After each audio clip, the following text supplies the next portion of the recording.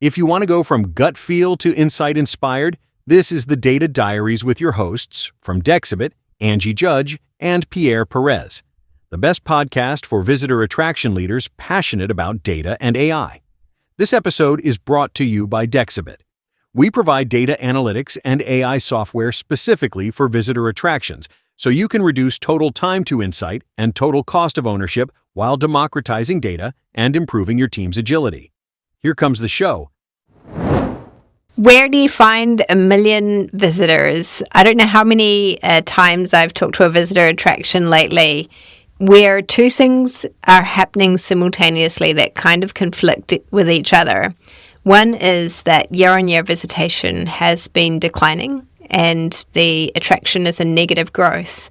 And the second is that the executive have issued a goal for extreme growth in the quite short term. And often that is this magic number of hitting 1 million visitors if they haven't already.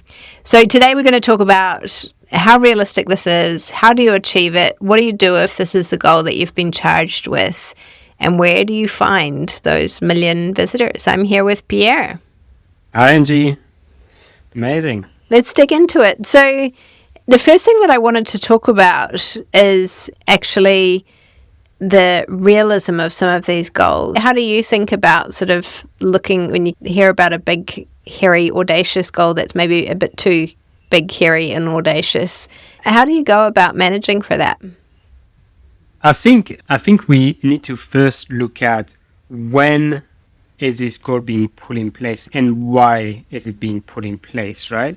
You just mentioned that you are hearing very common themes when you speak to people right now. Is one, visitation has been declining somewhere, and two, almost simultaneously with that, is that someone put a goal in place. And that's sort of like human nature, right? When things don't go according to plan, when things don't go, the way you want, you're going to start to want to put a plan in place. Aim for the moon.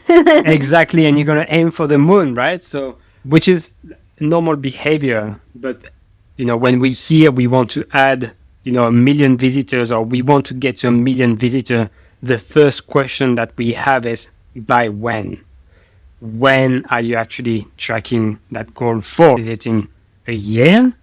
2, 3, 5? And then we can sort of reverse engineer how, what did you call it? Hairy and big is that goal, right? Like how realistic is it based on the time that you give yourself to reach that goal? And by the sounds of it, why as well? Because for me, that question always sort of brings up, like, is this a commercial thing or not? Because if it's not commercial, then what is the motivation behind it? And if it is commercial, then what are the other options on the table that maybe are an easier reach? Like, if we're talking about bringing more money in the door, that might not necessarily translate to more feet. Maybe it's getting the visitors that we have to spend more, or maybe it's about converting them into members and sort of concentrating on some of those things, which in perhaps a negative growth environment can be a little bit more achievable too. Absolutely. We spoke about that a little bit during the previous episode, right? Like, what is the easiest thing to grow? Is it visitation? Is it members? Is it revenue? And both of us sort of agree that revenue is probably one of the easiest to do, right? Like, it's very in your control. It's very quantifiable as well. Like, you can tweak a few things to get to where you want very easily. Visitation is, in my opinion, it is the hardest thing to grow for different reasons. And one of the reasons that I can think of straight away right now is that there's two different kind of events that are part of this goal, that are part of visitation. One is that you can control some of it. Yes, you can put, blockbusters, exhibitions on, you can do more programming and etc. But then there is the other sort of events, right, that you cannot control, is that you cannot control another attraction opening in the same city or nearby and then sort of taking away from your pool of customers, right? We are in the entertainment industry, whether or not, we want to admit it.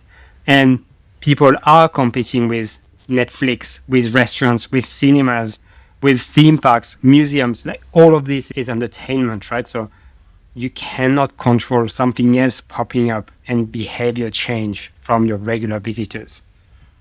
Yeah, that's such a good point. And I think if we sort of come back to the numbers, like, so let's say I've got 800,000 visitors at the moment, and I'm trying to get to that magic number of 1 million.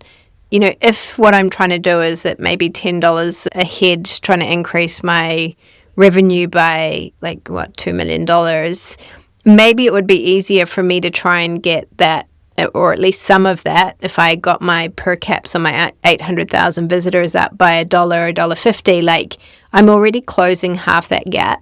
And so that's where I think it's interesting to sort of dig into the whys, and then, like you say, then map that over time in terms of what does this mean, by when are we trying to achieve this, and then how does that translate into that year-on-year growth rate? Because if we're suddenly expecting to achieve 20% growth in a year in a downturn market, we're just setting ourselves up to fail. And what do people usually tell us when they say that? I usually hear a sentence such as, we want more people to come when it's quiet, and we almost want a little bit less people to come when it's busy, because most people think of the overall experience of the visitor, right? Like some venues actually cannot handle more visitors on specific days of the week or hours of the day because they're already at full capacity. So it's always I'm sure you've heard that before, right? It's like we want more people to come when it's quiet, and it's not easy, right? Yeah, the magical capacity demand spread, very hard to accomplish, and you can throw a lot of time and energy and money at this problem and achieve very little results, because like you always say, people are going to come when people are going to come. Sometimes it doesn't always result in more visitors or more revenue, and you have to balance that risk against the fact that it adds a lot of complexity as well, and its own cost in implementing it. So just something to think about, when it works, but when it doesn't, it's quite a big burden for you. It's quite a lot of complexity to add into the visitor experience. And so if you're not already sort of operating close to your capacity line, and if you're not a largely commercial organization, then it might not be the right fit.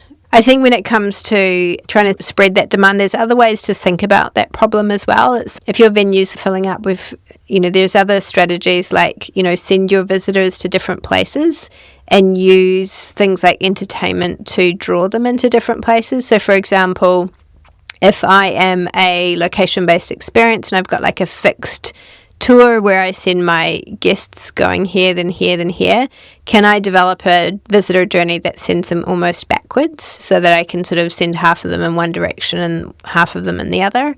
Same if I'm a museum and people typically start here and go here, can I suggest to some of them at some point that they start over here and then come here?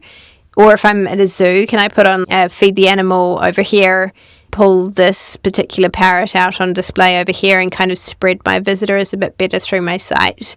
So working out where you're really feeling that capacity and solving for some of those pinch points, if you can be easier than trying to spread the demand across days and times, or using that same sort of technique through content to accomplish that. So maybe I have a parent and bubs session at some point where parents can bring young children in and be comfortable that they're going to scream and shout. Or can I offer a low sensory time, or can I offer a slow time for some of my older visitors at different times in the week where I'm sort of encouraging them to visit when they can versus when everybody else is maybe at school or at work? Yeah, I like that idea. And we've seen that starting to pop up quite a bit recently as well with, these, you mentioned the low sensory tours, etc., etc. I like that.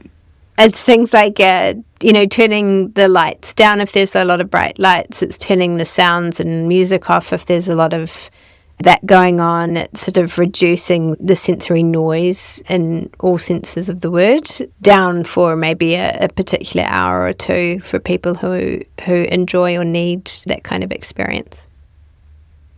I like how this has been sort of developing because there's been just more awareness of the need to have such an experience, right? Like I don't recall, in my younger days, it's not that long ago, but, I don't recall this sort of experience being offered by places, right? So I think it's sort of like a developing thing and a developing environment based on the observations. I like it. Yeah, it's definitely great that accessibility is coming up as a priority for a lot of visitor attractions. And I think sometimes it's seen as a nice to have where it should really be a must have. I want to come into another sort of alternative approach too, which is when you're staring down this big, audacious goal of, say, 1 million visitors. Another way to solve that is to check your visitation rules. If it is like not a financial goal and it's just sort of we want to hit this particular target for whatever reason, sometimes working out that you're undercounting your visitors is a very big opportunity for whoever spots that first.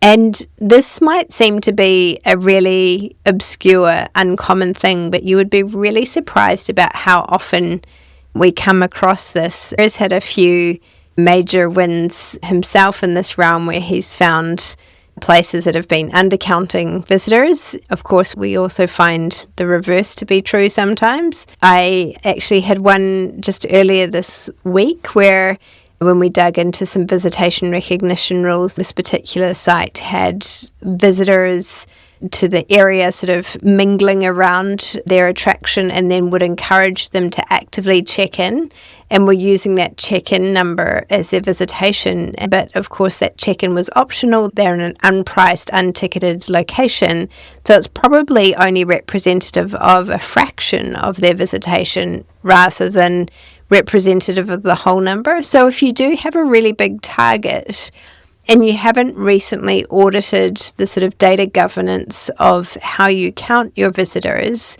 this can be one place to find them. The downside to doing this is, of course, managing the communications of where we found all of these visitors. And sometimes that can be a really uncomfortable truth. For example, in London, there's been a couple of famous cases going back a few years now where the footfall cameras broke silently. In one case, a very large national museum, the light bulb next to the footfall camera dimmed and it cast a shadow on part of the image where the footfall camera was counting from, and then undercounted by many, many visitors over the course of the year, which then made this organisation look like it was underperforming. And so when they found it, they magically found all of these extra visitors. But of course, there was some very big questions raised over how long that had gone unnoticed for.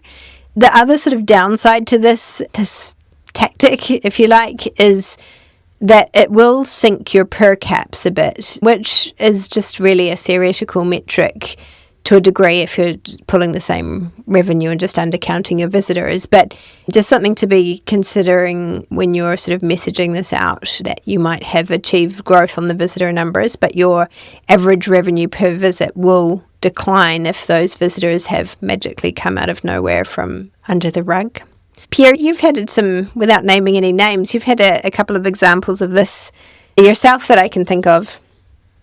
Yeah, there's quite a few scenarios that have played up, but an easy one is usually like not counting groups or like large groups through the door. For whatever reason, these groups tend to come earlier than the official opening hours, and sometimes part of this group actually get missed by what we call the hardware. Again, it depends how you're counting people, right? We're talking about footfall right now, which is usually a combination of hardware, firmware, software to, have access to that data.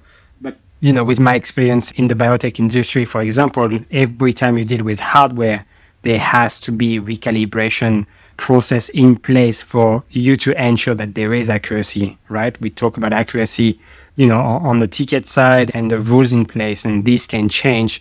But the hardware, as you mentioned, is sort of outside of your control, right? There's a lot of elements that could actually play or could have an impact, on the accuracy of that hardware, such as temperature, lighting, multiple elements that could have an impact on that. So recalibrating these or just making sure they are counting people correctly. We usually recommend twice a year, let's say, once every at 6 least, months, yeah. at least, to ensure they're counting people correctly. Do it as part of your daylight saving procedures, we always suggest, and you'll never forget. That's a very good point. There is other cases where, that specific hardware did not count either short people, kids, or people in wheelchairs because they were sitting with a threshold that was too high. So there is all of these rules, right? All of these instances that could literally throw off your count if you're using this hardware. And it's not a vendor thing, it's just a hardware thing, right? And if you're still manually counting with like a clicker count, you're probably undercounting by about 20%. So easy growth find there as well to magically produce some visitors to hit this golden number. But of course, no real gains on the ground with that one. So maybe we could talk about some real tactics to bring in some real human beings extra. What would be your first one up on your list, Pierre, to suggest to look at? I've said this before and I will say it again. I think new content for me is number one. Making sure your content is refreshed enough or your experience is refreshed enough and ensuring that you're marketing this out to your user base, right? To your current customer base. That will be the priority number one for me. Good point. Before you move on to your second one of the things to watch out for is the number of advertising dollars that you're spending on promoting your regular brand and your regular experience versus the ratio of advertising dollars that you're using to promote seasonal content. Always try and be in favor of the periodic content as opposed to just the regular brand because it will have far more impact for bringing in those visitors. No, I love that. That's so true. And I think the key takeaway here that I have to stay on that point is that it doesn't need to be a blockbuster thing, right? It doesn't need to be anything extravagant, but making sure that content is slightly refreshed, right? Is really important. Yeah, we could add on to that the dark periods, the reverse, like some places. So just for anybody who doesn't know, who's listening to this wondering what a dark period is, it is the time usually in a cultural institution where they are hosting exhibitions and there is a time when one exhibition is being packed down and out and the other exhibition is still being bought and hung or whatever, installed. And if that exhibition space comprises quite a large footprint in the, say, museum or gallery or whatever it is, that is known as a dark period because either the whole place can't open or the visitors feel that they're having a substandard experience and either the institution needs to offer a discounted ticket as a result or the visitors have a very unhappy experience. And we do see this in reviews. It's quite a common theme that comes up of people paying full price and then getting only a subsection of that. And some places that we hear of have these huge dark periods. You know, add up the number of dark period days you have in a year, again, and really question every single day that you've got that dark period on because every day is costing you and those visitors, and add up that cost for your team so that they can see the extent of that. Because if it means working extended hours or overnight, if it means just pushing faster or harder or doing it smarter, it is so worth it. Having big dark periods is a real turn-off. I agree. Staying on that new exhibition rolling topic, what is your point of view to essentially spread out, right, the craze of a new exhibition opening, right? What we usually see that people will do a preview for members only of, before the weekend of opening or even the week before the opening. What's your view on that? Do you like to sort of spread out how busy an exhibition will be or are you against it? Yeah, I think having a really strong lead up, we often see this providing some nice attendance spikes. And these can be directed, press, friends, and then, of course, members, and then preview. So a more expensive ticket for those that want to get in first, and then sort of going into opening. One of the quick tricks on this is that sometimes you'll see, say, a museum or a gallery opening an exhibition on a Sunday and doing a preview on a Sunday and then sort of starting the week. I would always advise against that. And what we see is that when you do your previews on, say, Wednesday, Thursday, and open on ideally a Friday or Saturday. Ideally, time the beginning of that for maybe a public holiday weekend, or maybe the beginning of a school vacation, or something that's going to give you that seasonal lift at the same time. You get sort of your maximum bang for your buck on that growth of the opening. But we do see some quite interesting behaviours. Usually in the days in the lead up to an exhibition, you'll see a decline in visitation as people hold off their visit to come. Then you'll see, of course, the big booms at the start, usually some sort of exhibition life cycle curve, which might sort of bell or buck over the course of the exhibition, depending on how long it is and how strong it is. And then that FOMO tail, which typically starts about 80% into the exhibition, so 20% to go, where you can really start to change your advertising message and say, get in now before this thing closes. And the more you boost that message, the higher that peak of that tail can get. So I would go really hard on that. And then, of course, slightly after the exhibition, often you'll see that softening as well. So just expecting those attendance declines pre and post, and really making the most of your peaks at the beginning and end will help you maximize your visitation over the course of that. But yeah, make sure you start that preview on a Thursday, open on the weekend, and don't just start it with the first day of the week. So it sounds like we have a good strategy to maximize attendance during an exhibition that will get you closer to your new big goal. Another one that I usually find is that some institutions have usually one day of the week that they're closed. And very often, I'm very surprised to hear that day is a Monday. Now, we know here, in Australia and New Zealand, as well as the United States, and actually pretty much not pretty much, but in a lot of countries around the world, public holidays usually fall on a Monday. And public holidays are a huge driver of visitation, especially if it's on a Friday or on Monday. We see people taking an entire weekend off. They usually travel, they make a trip out to a destination, and it's a huge driver of visitation. So when I hear that, my initial thinking is that if you need to close one day a week, pick a Tuesday, not a Monday. And, some people are really receptive of it. Some people are like, oh, but we open especially on a Monday for public holiday. But the fact is that if people are used to your venue being closed on a Monday, it's going to cost you a lot to market the fact that you open on that specific Monday for the public holiday, right? And what do you think, Angie? I'm asking you, do you think it has the same impact as just business as usual on Monday? Yeah, we've seen customers make this change for this reason. And also when we look at the data across other visitor attractions who are open 7 days a week, Tuesday is usually their quietest day, not Monday. So you're shooting yourself in the foot twice by closing on Monday rather than on a Tuesday. So I definitely stand with you on this one. First of all, if you are closed on Mondays and you're closed on public holidays when they're on Mondays, you're really missing out.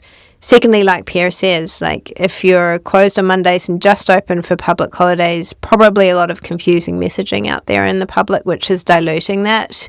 And then thirdly, it may be that Monday would be quite a bigger, busier day for you than a Tuesday. Now, the counter to all of this, of course, is that it's a little bit inefficient for the organisation to open up on a Monday and then close on a Tuesday if you need to be closed one day a week, either for administrative reasons or just because it doesn't suit your cost basis. But it's worth it. If you're trying to find these extra visitors, it's worth it to make that leap. It can really add up over the course of the year, especially if you're striking, quite a few of these Monday-ized public holidays or public holidays that otherwise are naturally falling on a Monday, because when they do, they really hit big, especially when they are up against that weekend. That gives it that extra boost. I like the way we're going here, Angie, because it's almost like we're looking at an entire year and looking at a calendar where your exhibitions are planned, which month, etc. Then we sort of went to granularity finer and look at specific weeks, right, and days of the week. And now I actually want to talk about hours, right? Oh, yeah. How can you maximize people coming depending on what hours you're opening. Like I remember when I first started here at Dexibit, seeing some heat tables of some of our clients, and I was straight away shocked by seeing such a small amount of visitors coming during the morning, and actually these heat tables getting darker and darker in the afternoon. And we're just like, hold up a second, you guys need to open half an hour later in the morning and push that opening time later during the evening, because that's when people are actually coming, right? And the others can be true. The other way around can be true, right? You could have a lot of people coming in the morning and leaving early in the afternoon. But you really need to look at, the visitation data at this granularity to understand if you're maximizing your opening hours. Yeah, I'm glad you added on that bit at the end, because I do think that this is quite polarized, and a lot of it tends to come down to the demographic and origin of your audiences. Two types of audiences that tend to come early. One is tourists. They sort of get up in their hotels, have breakfast, and they're ready to go. And if you're not opening till 10 a.m., they're walking around the city aimlessly looking for something to do and walking past your front door. And the other one is toddlers. So tourists and toddlers. Pierre and I have both got them at home. They get up at 5 o'clock in the morning. You're amping to get out the door. So as long as there's something you can take them to do, and preferably if they sell really good coffee there with it, you're in. And again, waiting till 10 a.m. is really painful, especially if you've got a toddler that naps at midday and you've got to get them home. So at that point, you can only sort of do the 1 hour, 1.5 hour for places opening at 10 a.m. So if they open at 9 or if they open at 8, like that's a real win. Where places tend to do better in the evening is, of course, when they have a slightly older audience and a more local audience, especially during the week. And that's when sort of looking at maybe opening late nights, making that not just one late night, but 2 late nights. And I think that the big thing here is just look at your data, look at where the visitation is naturally headed and just optimize towards there. And question these assumptions, because it's like, oh, we've always opened from 10 a.m. till 5 p.m. And that's like the business day for us. So that's why we've sort of set those hours. But is that what when your audience want to visit? Like, is that when they actually are coming in? What are some of the assumptions and the reasons for having chosen those opening hours, and have you questioned them?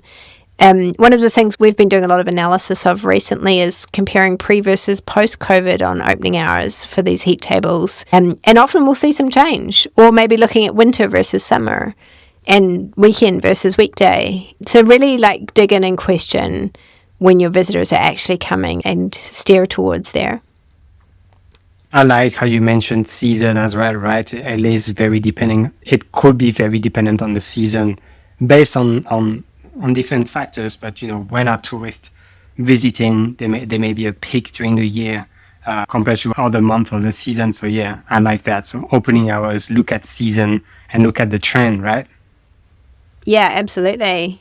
And speaking of seasons, one of the really, really big successes that we see in our customer base are those that run seasonal festivity events. So a classic one of this is like the lights season, where you've got sort of the lights that come on at night. Sometimes it's marketed as a separate paid ticket, which is fantastic as well. A whole new audience, whole new opening period or opening times that you can open up at nighttime for this. These events pull major numbers. And for those that do it, they often represent double-digit percentages of the annual visitation. Like, it is mega, the audiences that these things pull in, and often some great revenue with those. You can do the food trucks and all sorts of things and really turn them into an event. Another one that we see popular with this is the Easter event season and things like egg hunts and so forth. So yeah, seasonal festivity events, major pull when you sort of zoom out and look at that year that Pierre was talking about. If you can fit a couple of these into your schedule and really develop marketing around them, the effect that they have on visitation and on the bottom line. So that's, to tie up the visitation, to increase that visitation. Would you agree that once you have a look at that, and if you want to make some change, you also need to realign your resources based on the change and the outcome that you want, right? So we talked about increasing visitation. Yes, great. We can increase visitation during, ABC. But what we want also is to increase revenue. So you need to put a strategy in place to actually increase revenue, almost exponentially from that visitation increase, right? So, for example, one of the scenarios that we've seen in the past is that a lot of people were visiting a specific venue that we work with, huge visitation numbers, right? And they had different shops, within the venue. And every single person was shopping upon exiting. Fairly normal behavior. But what we saw that there was a huge amount of people walking through the store right before the museum closes. And then when we look at the store data, we actually saw that the average spend and the average basket size at the store was lower than any other time during the day. And our assumption was that the store staff were literally rushing people around, telling them that they were about to close and that they had to close the shop and the museum. And that's sort of a missed opportunity, right? You're making sure that your people are coming in, making sure that they're going through the shop, but you need to allocate a little bit more resources at the shop, for example, to maximize potential revenue from that growth of visitation, no matter when it is coming. Yeah, that's such a good point. Another objective is often when we're trying to grow audiences, trying to diversify those audiences at the same time. So bringing in more people, but bringing in new people. And these sorts of seasonal festive events can do a really great job of tapping into that.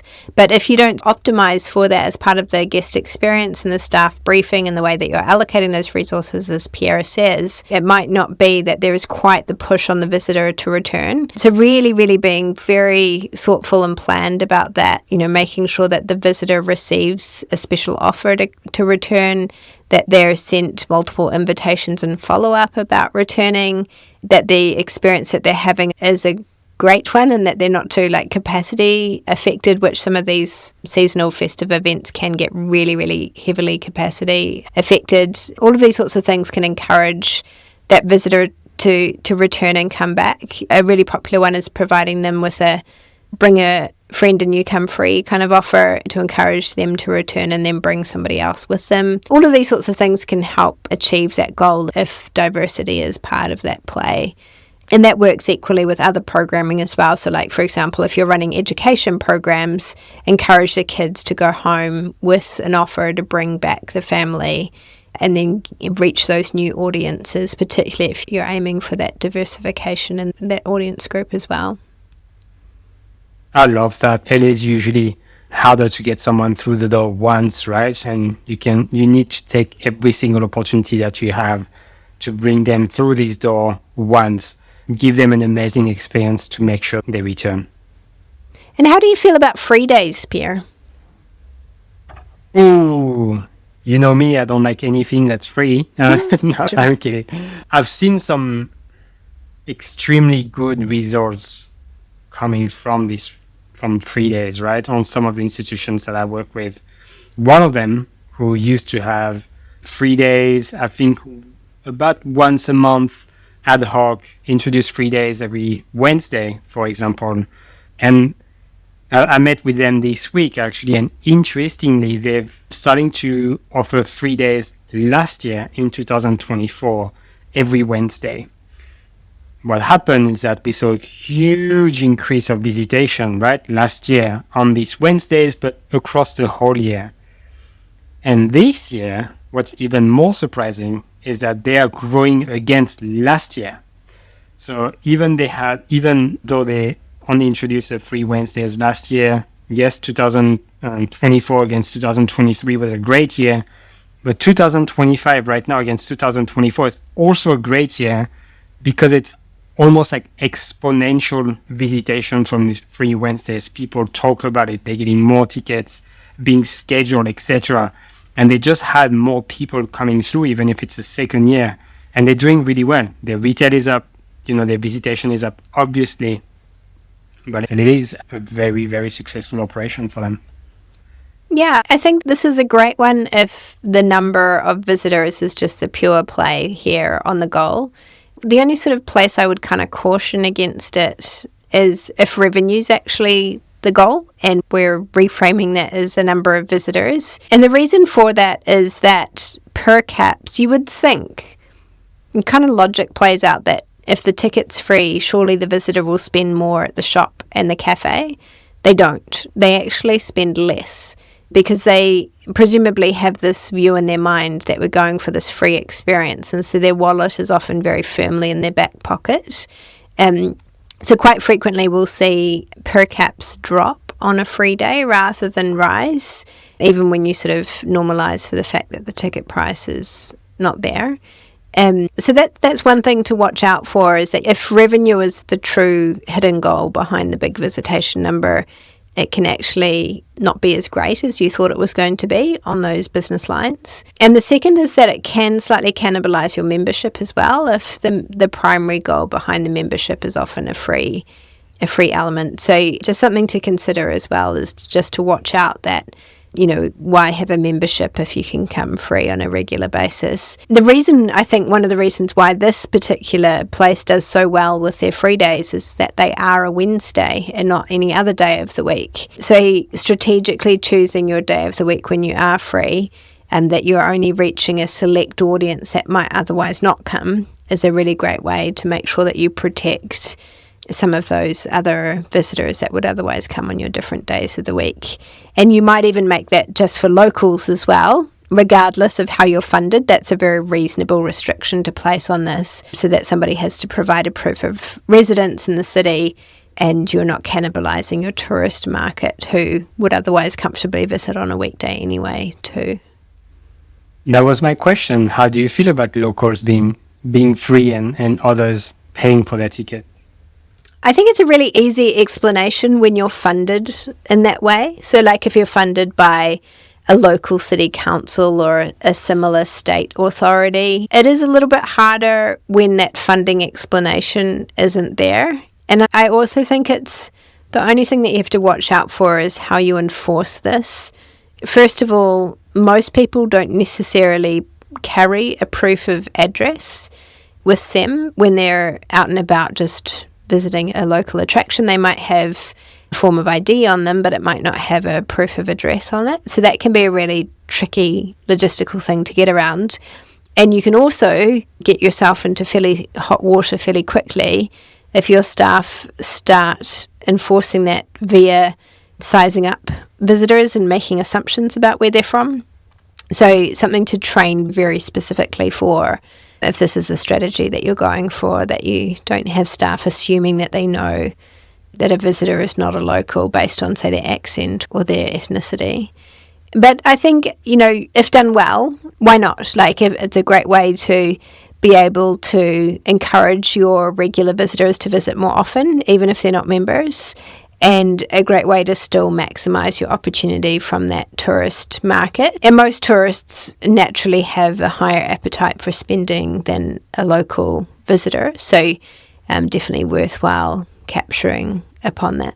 My last question for you around 3 days would be, if you were responsible for making the decision to whether or not do a 3 day, how would you be influenced by your environment in terms of other venues that are around you, and whether or not they are either one offering a free day or free all the time, or not offering a free day and, you know, being a paid venue? Would that influence your decision at all?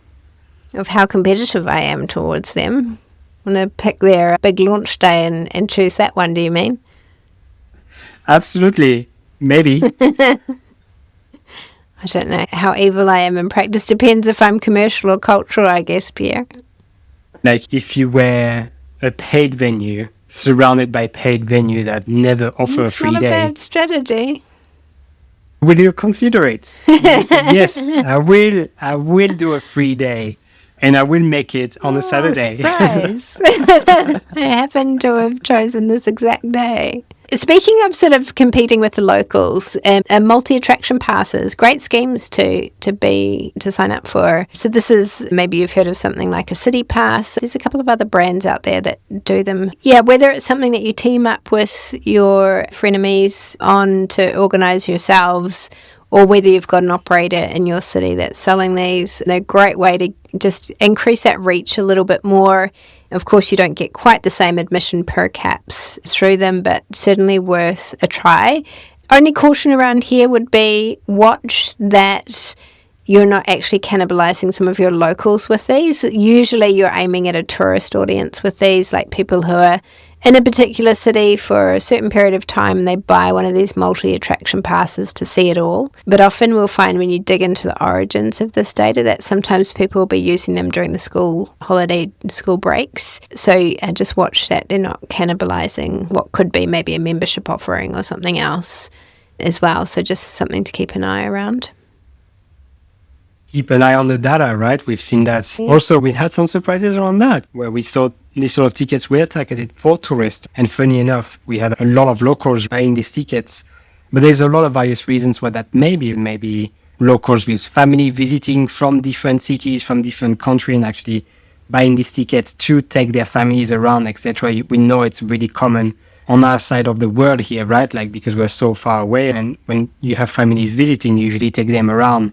And you're going to take that multi-attraction pass because you're going to make, a few days out of it or a week out of it. Yeah, and speaking of the member offering, this is a really great lever to pull. Like if I'm coming back to this example where I'm 800,000 and I've got maybe 80,000 members on my books at the moment or something, getting those 80,000 members to come back for one more visit each year again can just close like 10% of my visitation again. So just deliver me that extra growth. So that might be half my growth goal, for example. So this is a really good lever to pull. We always talk about it's easier to get somebody who's already in the door to spend more. It's also easier to get somebody who already knows you to come back one more time. So thinking about what can draw that member back in. Is it a special offer? Is it a special experience? What's the incentive for that?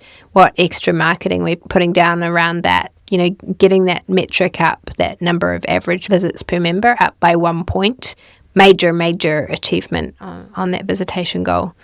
Often members are good spenders on the per caps as well because they're not paying for the admission. But again, this is depending on what the true motivation behind the million visitors really is, because if it is about that admission margin, then this one's not going to work much.